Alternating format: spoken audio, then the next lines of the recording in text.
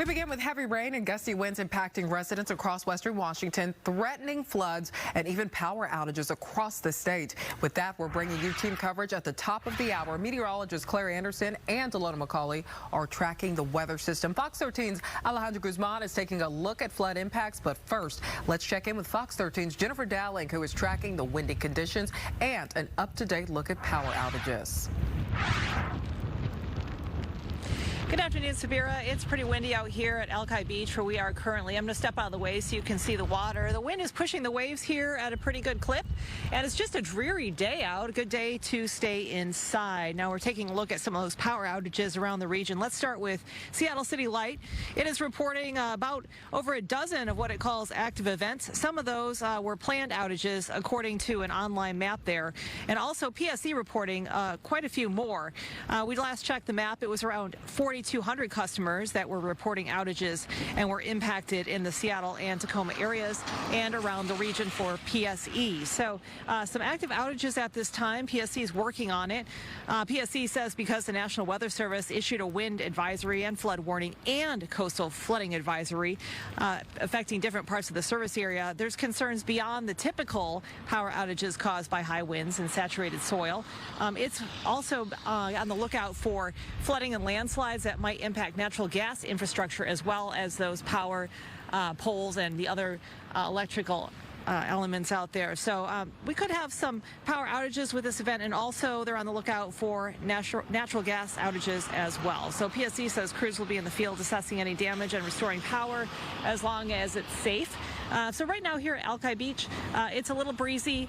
It's a very, very gloomy day and not a great day to be outside. A good day to stay in and also get those phones charging, get those batteries going, just in case there is a power outage later, you're prepared. Reporting live in West Seattle, Jennifer Dowling, Fox 13 News. Let's turn now to meteorologist Claire Anderson. All right, taking a look at our current peak wind gusts, because this is one of those impacts that we are going to see especially tonight. We're in for a week of gusty weather, wet weather, potential flooding, landslides, and we've got it all this evening. We do have those windy conditions. Peak wind gusts so far, almost 50 miles per hour out towards Hoquiam as well as Shelton, about 40 miles per hour for Everett. Now, here's a look at the current wind gusts.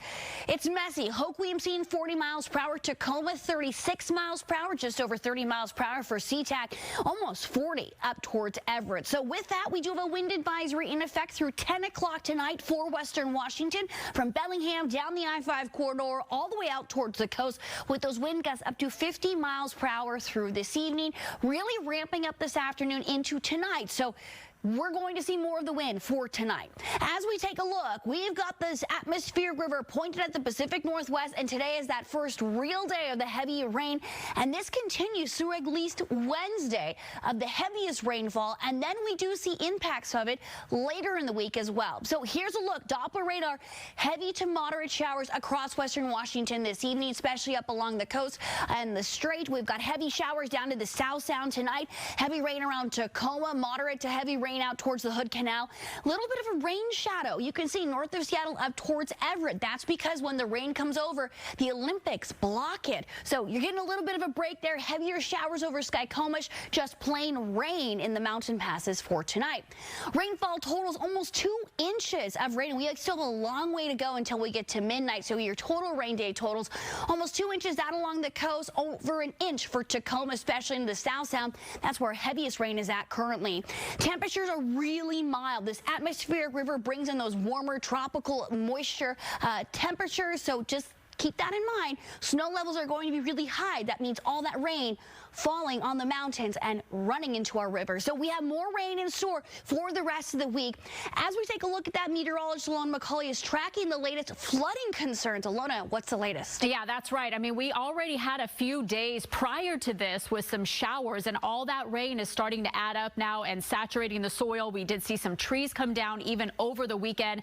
That's going to be a big concern for today as well because of those gusty winds. So as we continue to get the rounds of heavy rainfall, we will see that flash that flood watch in effect now through the rest of the week until Friday afternoon, pretty much for the entire western Washington region. So we're going to continue to monitor those area rivers. Claire touched on some of these rainfall totals already since midnight. This does not include the additional 4 inches that we saw over the weekend just in that 2-day period in Snoqualmie Pass. So now over a 3-day period, we're already looking at 6 inches of rain up in the area mountains. And we know all of that flows into the area river. So this is what the river forecast looks like, with major flooding expected around parts of the Skagit River, the Skykomish River near Gold Bar, Snoqualmie near Carnation, and moderate flooding is expected along the Snohomish River as well. Got a lot to cover. We'll have more coming up with your forecast in just a couple minutes. Sabira.